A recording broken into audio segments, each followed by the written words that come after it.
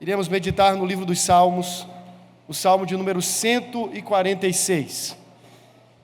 Sempre que nos aproximamos de um pleito eleitoral, eu faço uso desse texto. Então eu queria voltar para ele, Salmo de número 146.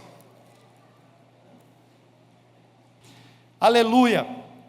Louva, ó minha alma, ao Senhor. Louvarei ao Senhor durante a minha vida.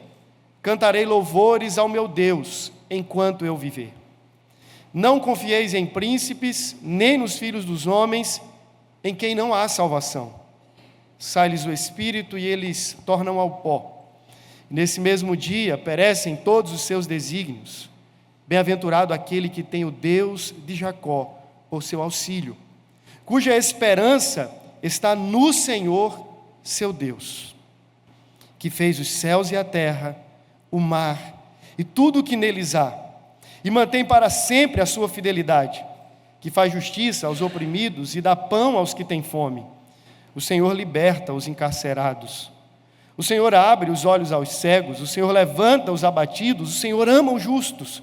O Senhor guarda o peregrino, ampara o órfão e a viúva, porém transtorna o caminho dos ímpios.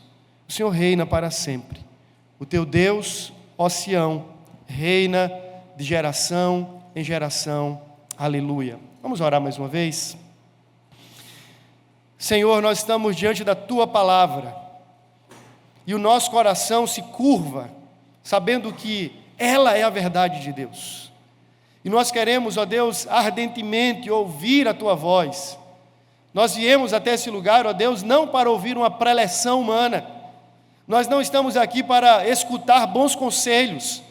Nós desejamos ouvir o que assim nos diz o Senhor por meio das Escrituras. Nós pedimos em nome de Jesus, abre os nossos olhos, desvenda os nossos olhos e a nossa visão, ó Deus, para que possamos perceber as maravilhas da bondade, da grandeza do Senhor reveladas na Tua santa lei. Toma o nosso coração das possíveis distrações e fale conosco, ó Deus. Qualquer espírito que não seja o Espírito de Cristo, o Espírito do Senhor no nosso meio, que seja repreendido em nome de Jesus. Amém. Amém. O Salmo 46, ele dá início a uma sequência de cânticos que começam e terminam com uma convocação ao louvor. Se você observar, você vai do Salmo 146 até o Salmo 150 e a estrutura é muito parecida. Há uma convocação para que toda a congregação, e por que não dizer toda a criação, louve a Deus, e ele encerra da mesma maneira. Há um comentarista que diz que a razão destes salmos estarem agrupados no final do saltério, e não em outra parte, porque veja, eles poderiam agrupar um outro livro dentro do saltério, em um outro lugar, estarem aglutinados em uma outra parte, mas por que finalizando o saltério?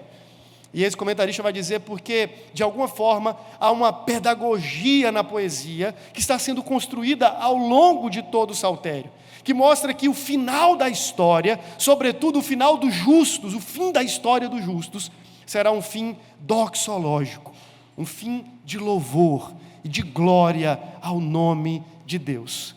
Você lembra que nos Salmos as linhas, ora muito coloridas, de euforia e de alegria, se cruzam com os tons escuros e tenebrosos da vida.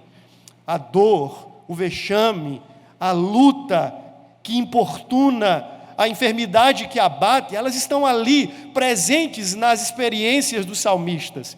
Então, ainda que seja poesia, ainda que seja algo que dê para ser louvado e cantado diante de Deus, você encontra marcas de dor e de angústia profunda.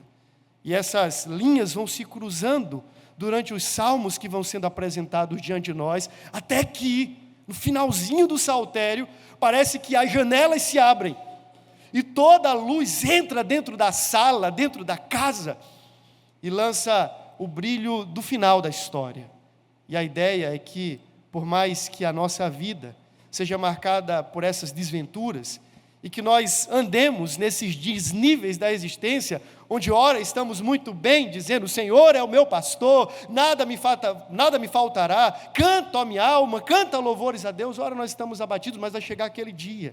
E essa é a ideia desse agrupamento de salmos no final.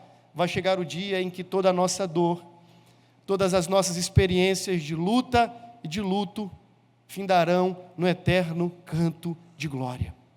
Esse é o final da história.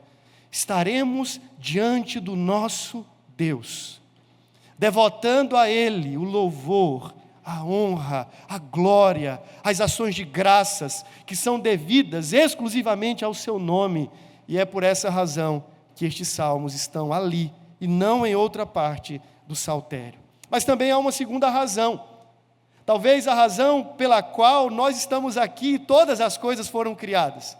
Como um bom presbiteriano, você aprende desde a mais tenra idade que o fim principal e supremo do homem é a glória de Deus e o deleite nele para todo o sempre.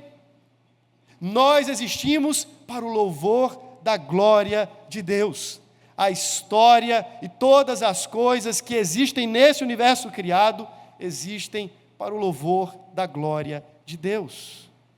Aqui nós temos então a finalidade de todas as coisas. Mas veja, o Salmo começa com uma convocação.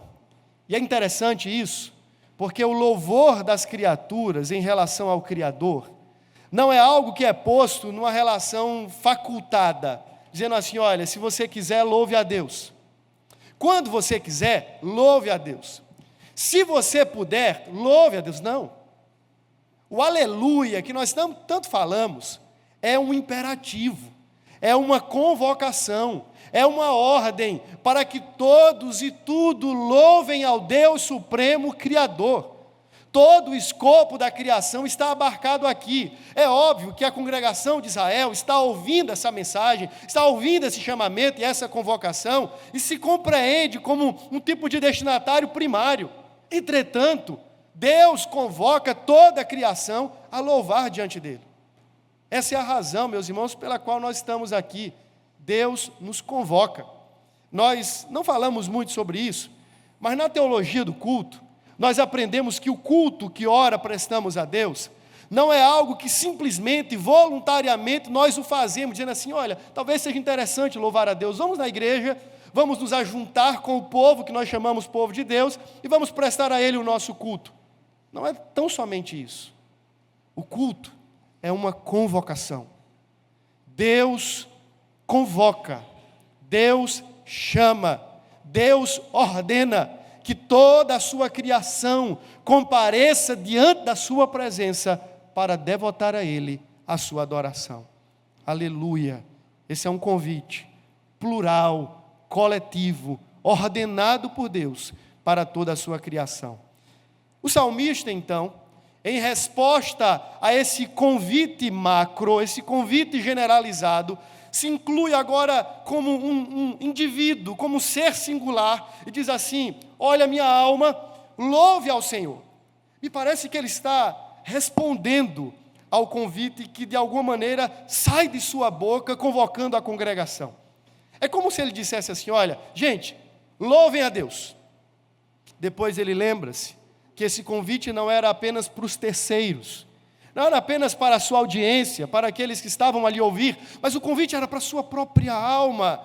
E então ele diz assim, louva, ó minha alma. Deixa de ser agora uma convocação genérica para toda a congregação e passa a ser um compromisso pessoal, singular, da alma daquele homem que está a convocar outros, mas agora convoca o seu próprio coração. Ele diz, louva, ó minha alma, ao Senhor.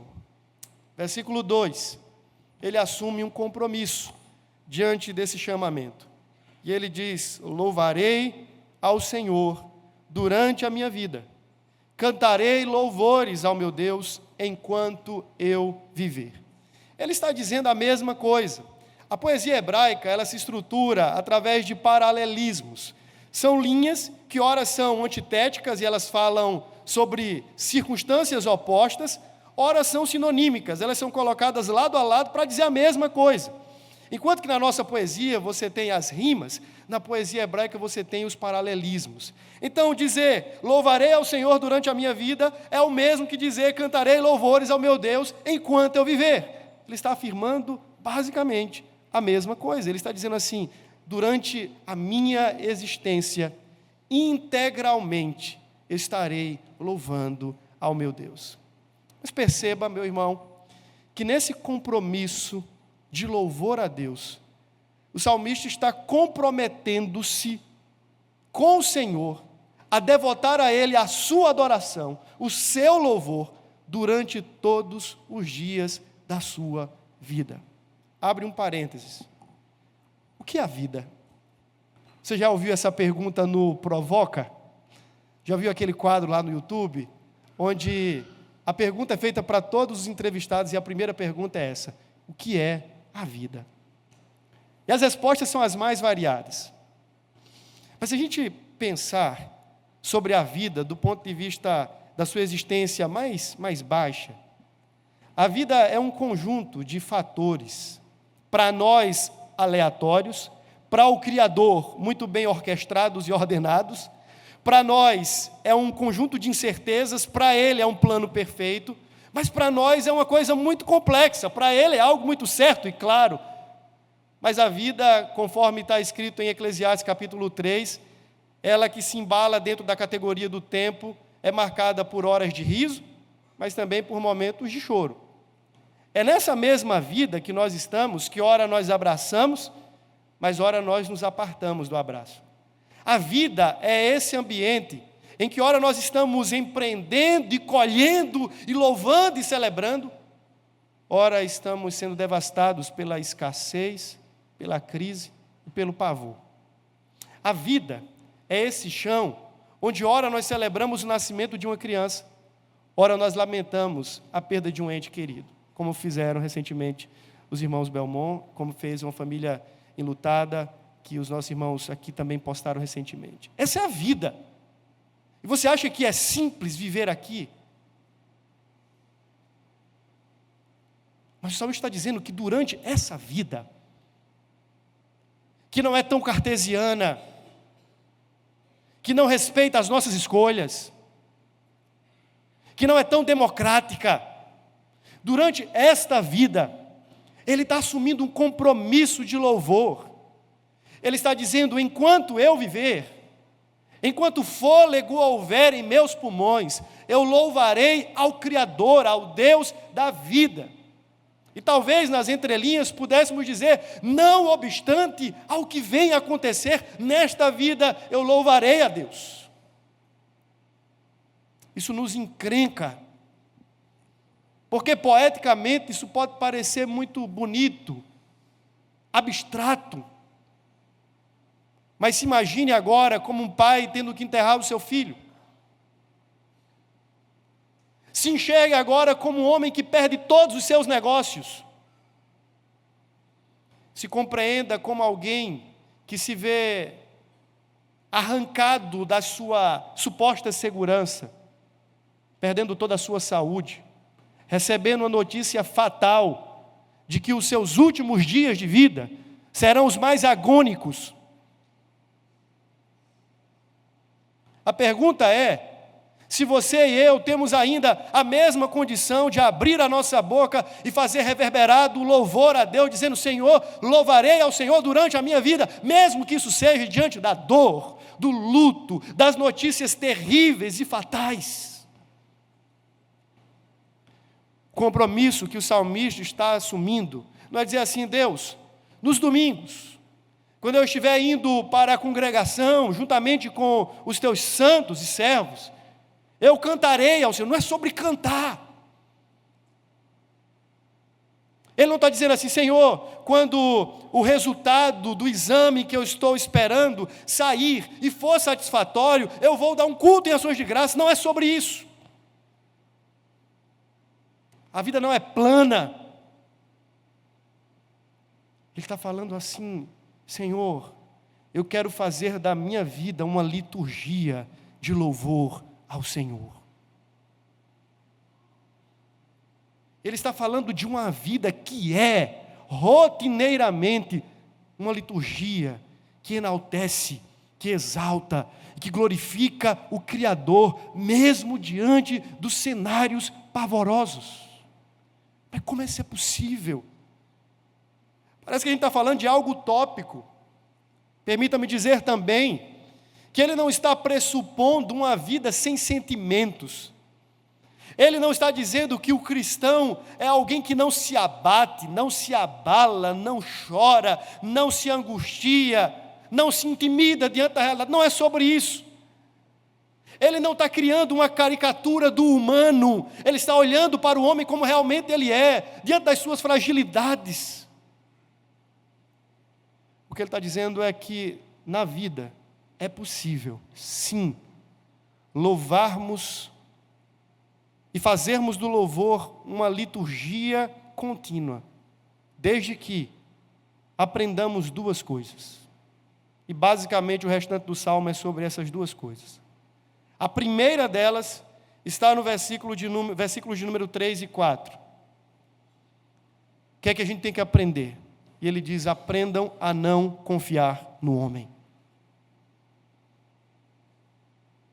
Se você deseja de fato fazer da sua vida uma liturgia de louvor a Deus, aprenda a não confiar no homem.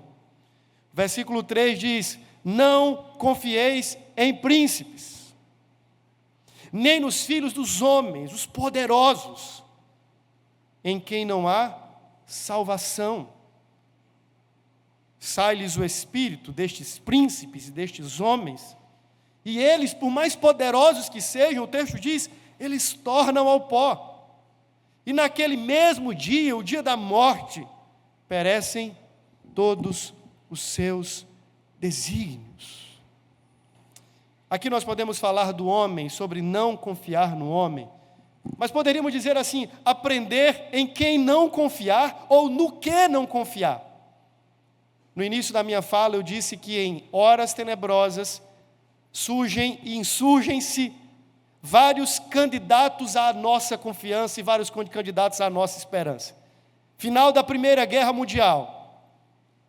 Qual foi o candidato que surgiu no mundo dizendo assim: confiem em mim, fiquem tranquilos, tudo vai dar certo a partir de agora?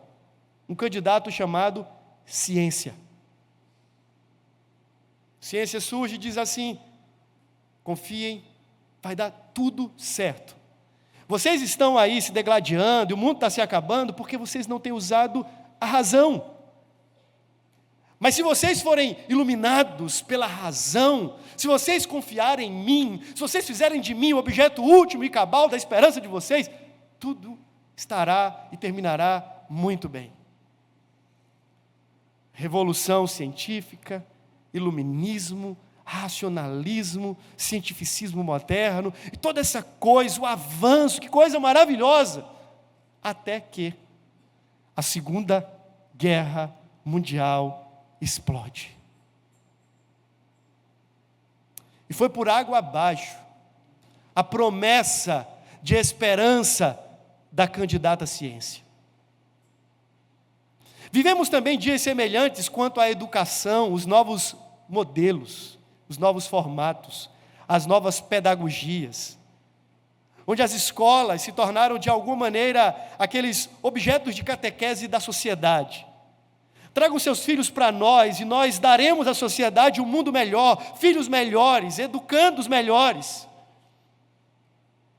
E nós temos visto, não apenas no Brasil, mas mundo afora, a falência da educação. E descobrimos que também não é um candidato tão confiável assim. Poderíamos falar da economia, poderíamos falar dos grandes tronos, dos candidatos políticos, do messianismo, que foi criado em torno das nações, aqueles que arrogam para si algum título de poder, dizendo: confia em mim, tudo vai dar certo no final. E 4 anos depois, as cadeiras estão desocupadas, e outros precisam ascender, e assim a história se repete. E nós observamos que todos esses candidatos à nossa confiança e esperança, por mais apresentáveis que sejam, eles não podem nos salvar. Eles não podem resolver o problema de uma nação, eles não podem resolver o problema da alma de um indivíduo. Na verdade, eles não podem resolver o problema nem deles mesmos. Mas, lamentavelmente, nós fazemos do braço de carne e das estruturas de poder os nossos falsos apoios. Isso parece ser uma convencionalidade. Nós aprendemos a fazer isso. Nós confiamos nisso. Por mais lamentável que seja, me parece que Deus não é o objeto primeiro da nossa busca, da nossa atenção. Nós temos essa tendência de confiarmos em nós, nas estruturas, nos homens. E essa é a razão pela qual muitos de nós caímos no desespero. Porque o texto é muito claro. Se nós confiamos nos homens e nas estruturas humanas que são criadas em torno deles, nós temos um problema estrutural. Ele diz assim, olha, os homens perecem. No final das contas, ele está respondendo a pergunta o que é a vida. E ele diz, a vida debaixo do sol é um vapor. Ora alguém é, ora deixa de ser. E se eu faço da minha confiança aquele que é, mas que daqui a pouco deixará de ser, eu tenho um problema estrutural e daqui a pouco eu entrarei em desespero. Eles morrem, os reinos caem, os reis são desentronizados, as cadeiras são desocupadas, as economias ruem. E ele diz assim, tudo é falível. Não há neles poder algum para objetivar salvação para nós. O Espírito sai e eles tornam ao pó. E naquele mesmo dia, todos os seus planos, os desígnios, os projetos, tudo isso se esvai juntamente com eles. Talvez você esteja vivendo com muita ansiedade, tendo que lidar com tanta decepção no seu coração, administrar as frustrações, as inquietudes, o tom de desespero que acaba mesmo meio que dando ritmo da sua caminhada diária. Quem sabe isso não está acontecendo com você porque você está fazendo do homem a sua confiança, do seu trabalho, quem sabe até da sua família, da sua inteligência, do seu político de estimação, do governo passado, do governo atual, do governo futuro. E por essa razão você não consegue sossegar, você não consegue ter quietude de alma, porque você está confiando mal. Você precisa aprender em quem não confiar. E eu digo para você, veja, não é aquela confiança básica de relação. O texto não está falando assim, olha, está vendo? O pastor falou, não confie, não tenha mais nenhum amigo, não tenha mais nenhum irmão na igreja com quem você compartilha. Não é sobre isso. Estamos falando daquela confiança última, do esteio, daquela rocha sobre a qual nós depositamos a nossa âncora, chamada esperança. Não é sobre essas relações básicas da vida. Talvez seja por isso que você está tão apavorado e vive tão apavorado. É porque você não entendeu ainda em quem não deve confiar. Você não deve confiar nestas coisas. Você não deve confiar nestes homens. Mas aí a segunda e última parte do texto.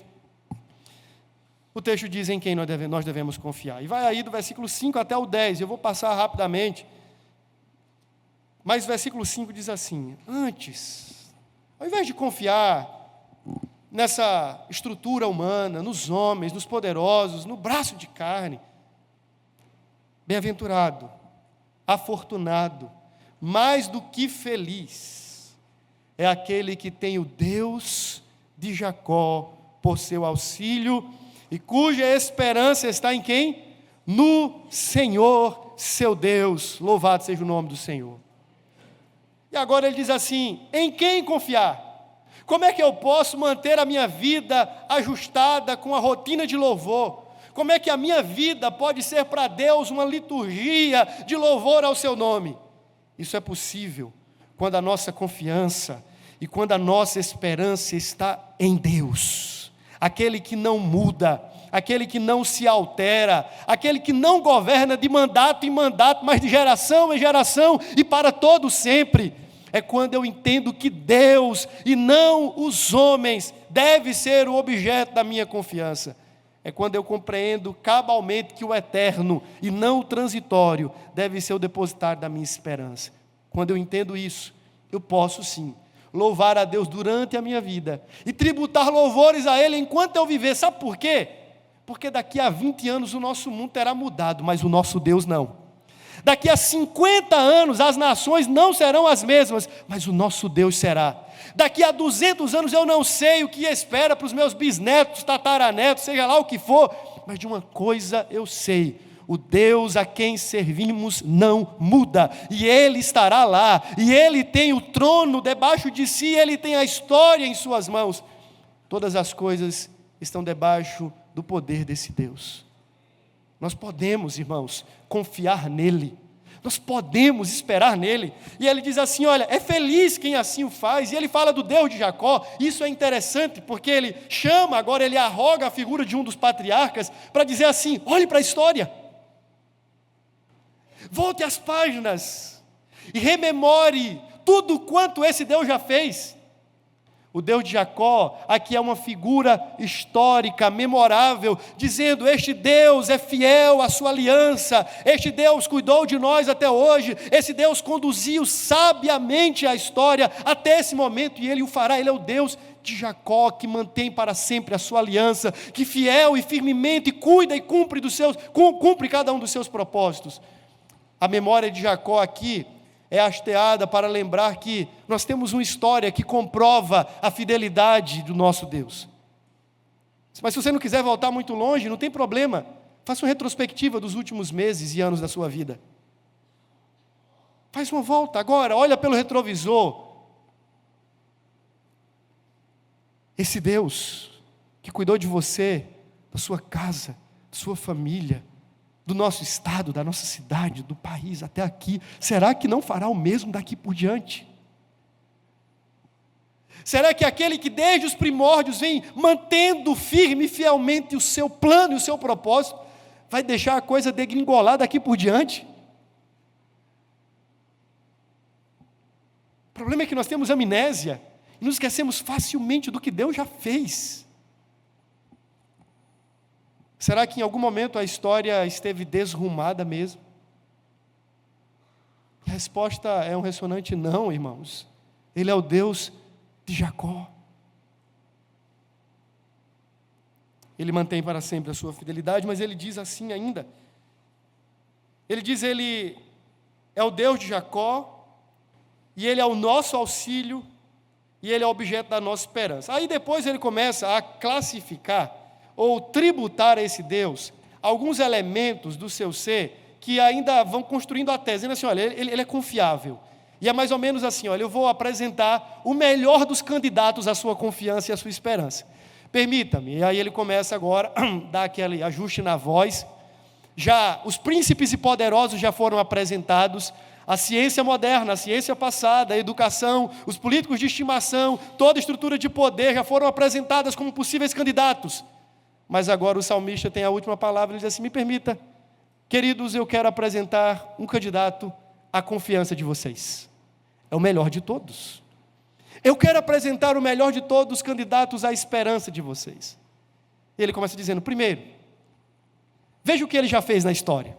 Sabe aquele negócio de plano de governo, o cara fica apontando para frente, principalmente um político que passou 350 anos, depois ele: agora eu vou fazer. Não vai fazer nada, não fez antes, não vai fazer agora. Aí ele diz assim: não, pega o plano de governo, mas olha para trás, vê o que Deus já fez. Aí ele diz: mas eu quero dar uma credencial a mais, olha para cá. Ele diz assim: esse meu candidato que eu estou apresentando para vocês, ele é digno da confiança, ele é digno da esperança de vocês. Sabe por quê? Porque ele é o Criador dos céus, da terra, do mar e de tudo que neles há. Olhe em sua volta, olhe para os céus, olhe para a terra, olhe para os mares. Lá está vestígios da obra do bom Criador. Ele fez todas as coisas, confie nele. Dá para confiar nesse Deus que é todo poderoso, que não depende do poder de um partido, que não depende de uma mancomunação. Ele é Deus todo poderoso, Criador dos céus e da terra. Confie nele. Mas ele ainda continua. E ele diz assim: ele mantém para sempre a sua fidelidade. Eu já falei sobre isso, ele é fiel. E seria tão ruim se Deus fosse todo poderoso, mas fosse duvidoso. Sabe, a gente tem sempre aquela dúvida em relação aos nossos candidatos. Mas ele até tem boas intenções, mas será que ele é fiel mesmo? Imagina um Deus todo poderoso que não fosse confiável. Mas a Escritura diz que mesmo quando nós somos infiéis, Ele permanece fiel, porque não pode negar a si mesmo.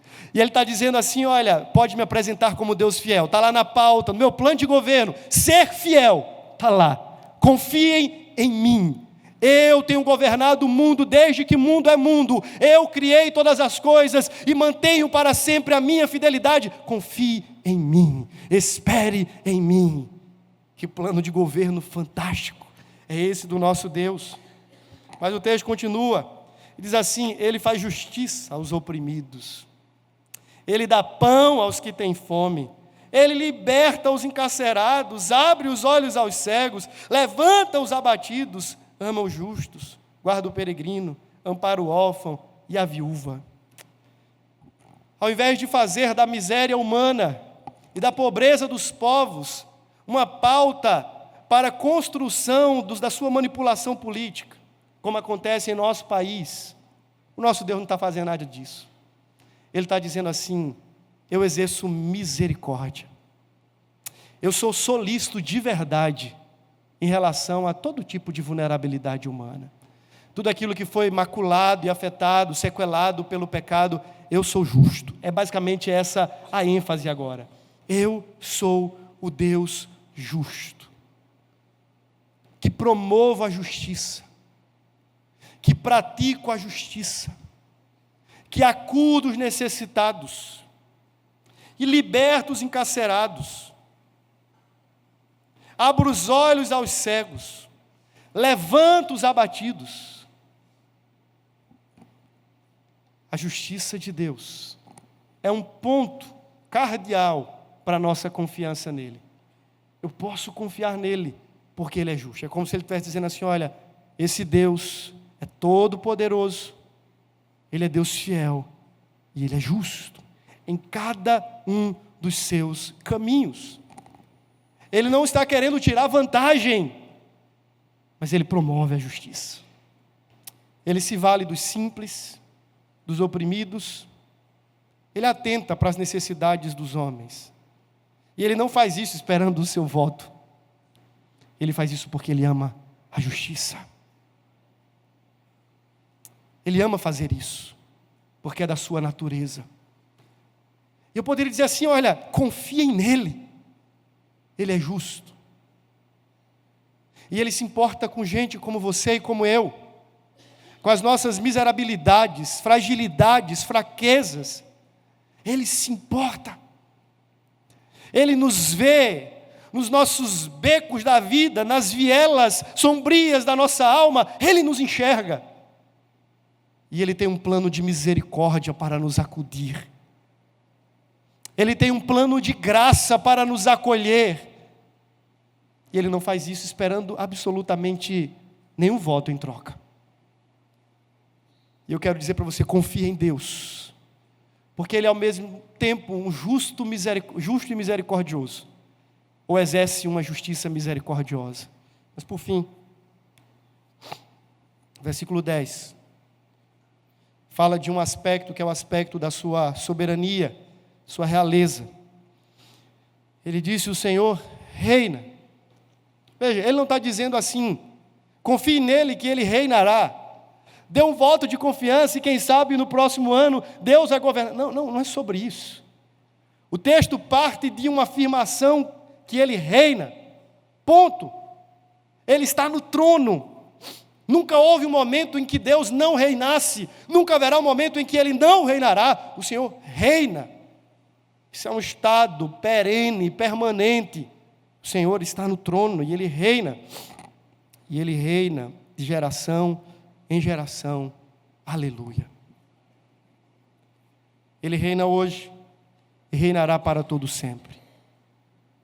Os reinos deste mundo passarão, mas o Rei que reina continuará sentado no seu trono, conduzindo soberanamente sobre todas as coisas, tirando reis, colocando reis, destronando poderosos, fazendo com que poderosos ascendam ao poder, destruindo impérios, possibilitando o surgimento de impérios, porque no final das contas, a história não é sobre aqueles que ocupam cargos de poder enquanto aqui estamos.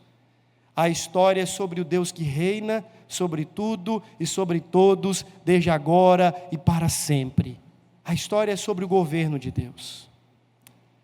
Mas, irmãos, esse texto certamente nos oferece uma última, e eu diria superlativa razão, pela qual esse nosso Deus é confiável. Se você observar, principalmente do versículo 7 em diante, essas manifestações da misericórdia, da graça e da justiça de Deus, elas só são possíveis para você e para mim, porque um dia, esse Deus, Rei sobre tudo e sobre todos, Ele deixou o seu trono de glória. Você lembra o que Paulo diz aos Filipenses no capítulo 2? Ele não teve como usurpação o ser igual a Deus. Antes se esvaziou, despiu-se da sua glória, tornando-se um de nós, homem, porém sem pecado. E ele foi obediente até a morte, e morte de cruz. Eu poderia dizer assim, esse Deus é extremamente confiável, não apenas por aquilo que Ele diz, isso já seria suficiente, porque cada uma das suas palavras são fiéis e verdadeiras, mas também por tudo aquilo que Ele fez, em conformidade com o seu ser. Em Cristo Jesus, o Rei dos Reis, veio a esse mundo. Você pode estar dizendo assim, mas pastor, eu não estou precisando de nenhum exame médico, eu não preciso que alguém me dê nenhuma autorização de consulta, eu não preciso de nada que seja meramente humano, talvez não, mas escute o que Ele fez. Houve um dia, se você hoje está em Cristo, que você vivia oprimido pelo pecado e por Satanás. Houve um dia em que a Bíblia diz que você estava cego, porque o Deus deste século cegou o seu entendimento para com as coisas de Deus. Houve um dia em que você vivia oprimido e encarcerado, abatido. Houve um dia em que a sua vulnerabilidade era tanta que nem você e nem ninguém mesmo poderia valer pela sua alma. Sua situação era tão deplorável que você não podia fazer absolutamente nada por si. Mas esse Rei que reina, Ele resolveu adentrar no tempo e na história, para quebrar os seus e os meus grilhões. Ele veio para trazer luz, incandescendo as nossas trevas e abrindo de uma vez por todas os nossos olhos, e tirando as escamas que estavam nas nossas vistas. Ele veio para tirar o fardo que nos oprimia e que nos subjugava, e nos deu um fardo suave e leve. Ele veio até nós, em amor, para ao mesmo tempo exercer misericórdia e satisfazer a justiça, e acolher nos seus braços as viúvas, os órfãos e os peregrinos, porque Ele ama. Ele ama. Ele não é um poderoso que está apenas exercendo o seu poder. Ele é um poderoso que ama. O nosso Deus nos amou de uma maneira tão grande e escandalosa, que Ele resolveu vir até nós, para nos pôr em liberdade, para abrir os nossos olhos, a fim de que agora nós fôssemos com Ele, co-herdeiros e partícipes do seu reino eterno. Ele é confiável, sabe por quê? Porque Ele deu o seu próprio Filho, para viver e para morrer no meu e no seu lugar. Ele é digno da nossa esperança, da nossa confiança, porque Ele entregou Cristo. E Paulo vai dizer, o argumento de Paulo é do maior para o menor: se Ele nos deu Cristo, não nos daria Ele em Cristo e com Cristo todas as coisas? Se Ele foi capaz de no Filho dar a si mesmo, Se Ele foi capaz de vestir-se de humanidade para provar da nossa pobreza, a fim de que nós, os pobres, fôssemos enriquecidos por Ele, se Ele foi capaz de ser turvado, enegrecido pelo nosso pecado, se Ele foi capaz de assumir a nossa dor e a nossa culpa, se fazendo justiça em nosso lugar, não seria Ele digno da nossa confiança e da nossa esperança nas coisas mais triviais dessa vida? Em outras palavras, se eu sou capaz, pelo Espírito e pela graça de Deus que em mim opera, de confiar em Deus como meu Salvador, como meu Redentor, não deveria eu, da mesma maneira, confiar nele nas questões mais circunstanciais e dilemáticas da minha existência? Veja, se você olha para Deus em Cristo, diz assim: Ele é o meu Salvador, Ele é o meu Redentor, mas você desconfia se vai chegar o dinheiro para a bolacha no outro dia. Isso não é meio que incongruente? Se eu consigo confiar nele como Salvador da minha alma, mas eu não consigo confiar nele como Salvador, não no aspecto redentor agora, mas aquele cuidador da minha família, isso parece ser algo meio que contrastante. E o argumento é: se Ele em Cristo deu tudo de si, se Ele em Cristo fez a maior de todas as ofertas, se Ele em Cristo deu a maior prova da sua justiça, do seu amor, da sua fidelidade, não seria esse Deus um objeto legítimo da sua e da minha confiança também, meu irmão? Não faz sentido você cruzar essas portas após ouvir essa mensagem e dizer assim: não, eu vou insistir ainda, continuar confiando no homem. Não faz sentido. Mas e para você que ainda não está debaixo do reinado, estou falando agora do reinado redentor, usar uma expressão do J. Packer, ele diz o seguinte: há uma diferença pedagógica entre reino e reinado. E ele diz que o reinado de Deus é aquela coisa mais cósmica e abrangente. Ele reina sobre o inferno, sobre um demônio, sobre um anjo, sobre um homem, crentes e incrédulos, é o reinado de Deus. Mas o reino de Deus, o Packer vai dizer, é aquela realidade espiritual que se instala no coração tão somente daqueles que reconhecem Jesus Cristo como Rei e Senhor. E se você ainda não está debaixo dessa realidade, aí você está no estado eterno de perdição que já se iniciou. E aí você está, meu amigo, definitivamente perdido, e ninguém há que possa dar vistas para a sua cegueira. E se você se lançar nas mãos dos homens, achando que poderá encontrar neles esperança, permita-me lhe dizer, prepare-se para um grande fracasso. Não está nas estruturas desse mundo, nem mesmo nos homens, nada que possa suprir essa sua carência de esperança e de confiança. Mas se nessa manhã você recorrer ao Cristo, Filho do Deus vivo, ao Rei eterno e imortal, você pode também gozar da mesma experiência que Sião e dizer: o meu Deus reina, aleluia, reina sobre a minha vida, reina desde agora e para sempre, amém e amém. Deus abençoe sua vida em nome de Jesus.